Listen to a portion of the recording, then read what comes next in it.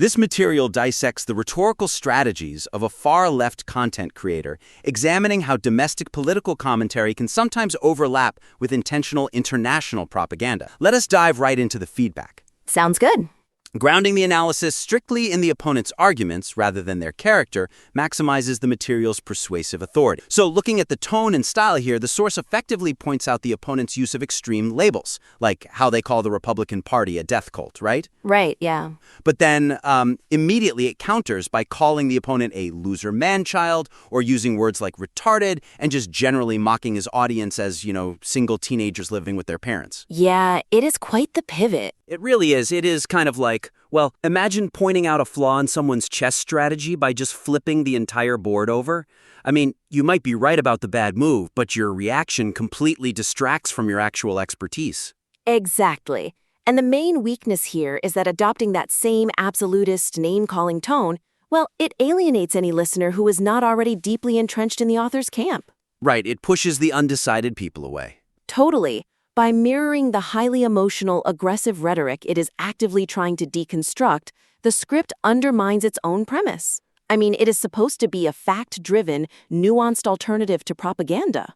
But then it just uses propaganda tactics. Yes, exactly. So the suggestion here is to maintain a surgical, purely clinical tone when dismantling the opponent's claim. You want to create this stark, really powerful contrast between their emotional rhetoric and your logical, objective dismantling. I get that, but is not righteous anger sometimes exactly what an audience wants? It feels incredibly tempting to just swing a sledgehammer when someone is spreading misinformation. It is tempting, sure. Anger drives cheap engagement, but the author explicitly stated they want a nuanced conversation. Let the opponent be the one shouting, You be the one whispering with undeniable fact. Be the adult in the room, basically? Exactly. So for a concrete example, early on, instead of calling the opponent a communist who, does not understand economics. Which is a pretty heavy label to just throw around. Right. Instead of that, explicitly break down why his material conditions argument fails to account for the abstraction of market trade, explain that poverty is not just a lack of physical goods,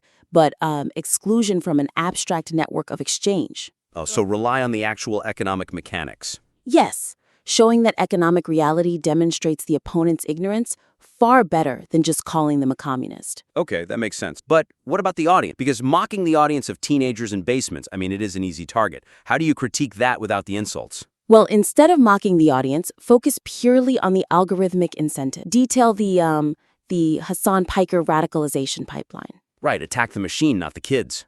Exactly. Detail how the ecosystem artificially boosts highly polarized content, regardless of factual accuracy. If you explain the financial incentives of radical extremism, you completely dismantle their credibility without hurling a single personal insult. That is a much stronger. But even if you master that clinical tone, the reader is still going to bounce off the page if the overall flow is confusing. Oh, definitely. The structure needs a lot of work. Weaving a continuous thematic thread between the domestic policy disputes and the foreign influence accusations unifies the two halves of this extensive critique. Looking at the arrangement now, it spends the first half deep in the weeds of American domestic issues. Yeah, it is all over the place. Right, like debating solar versus nuclear energy, ICE, birthright citizenship, and crime statistics. And then, abruptly, it shifts to a lengthy investigation into whether the opponent is a paid Chinese propagandist. Bringing in BRICS and rare earth monopolies, yeah. Exactly. And white monkey jobs. It feels a bit like watching a courtroom drama that suddenly turns into an international spy thriller halfway through.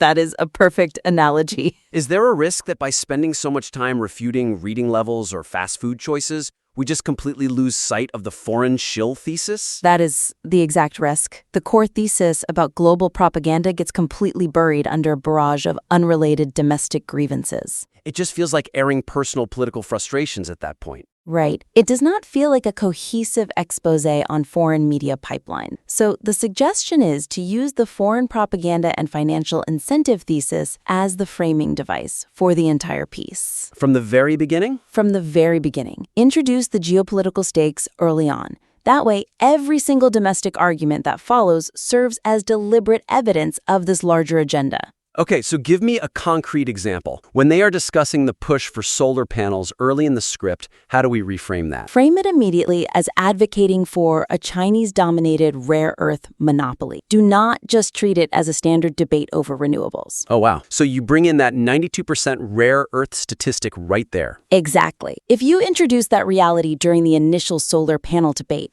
you are arguing that the opponent is actively pushing policies that enrich a hostile foreign monopoly. That ties the domestic policy perfectly to the international propaganda thesis. They really does. And another example is the introduction of foreign media manipulation, like that Jason vlogger from Living in China. Right, the state-funded influencer example. Move that much closer to the beginning. Establish what a paid propagandist looks like right out of the gate. So if you teach the audience how to spot a foreign shill in minute 5, then when you debunk domestic crime takes in minute 15, they view it through that lens of societal destabilization. Exactly. It makes the piece incredibly cohesive. But, once you have that global lens, the evidence holding up those domestic arguments really has to survive some intense scrutiny. Fortifying counterarguments with precise, systemic data rather than broad cultural anecdotes shields the material from accusations of the very research negligence it criticizes. This is a huge issue in the script. Yeah, because it sharply criticizes the opponent for lacking nuance, especially regarding complex technologies like the rare earth mining. The nuclear physics section was incredibly well researched. Right, but then when it counters the argument that poverty drives crime, it relies on internet trends, like referencing pineapple dipped in Kool-Aid, specific hip-hop songs about stealing from Walmart, and just generalized statements about low-income culture. It is such a massive drop-off in quality. I was thinking, I wonder if relying on observations about Kool-Aid and trips to Disneyland to debunk systemic economic theories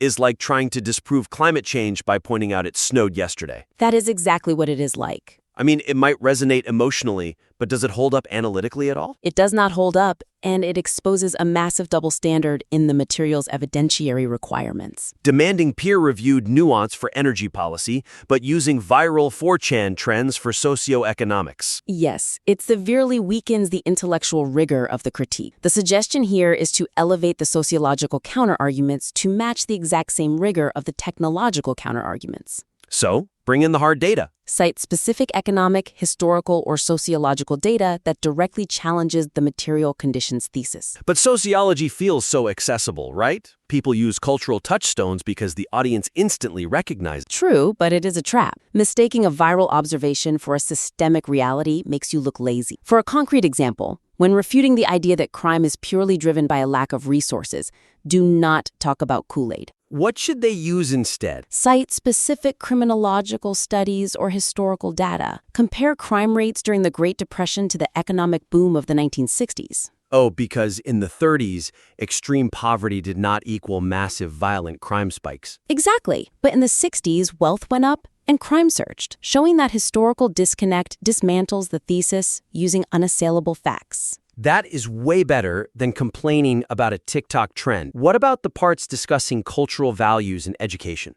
Do not rely on inflammatory observations about fast food choices. Reference specific sociological research on community engagement, institutional trust, and long-term outcomes. So you become a rigorous analyst dissecting a flawed theory rather than just a guy venting on the internet. Precisely. All right, to briefly recap our core takeaways, utilize a clinical rather than emotional tone to dismantle the opponent, restructure the piece to use the foreign propaganda thesis as a continuous framing device, and finally, upgrade those anecdotal cultural observations into systematic, data-driven counter-arguments. Spot on. We invite you to implement these actionable strategies and submit your revised work back into the critique for further review.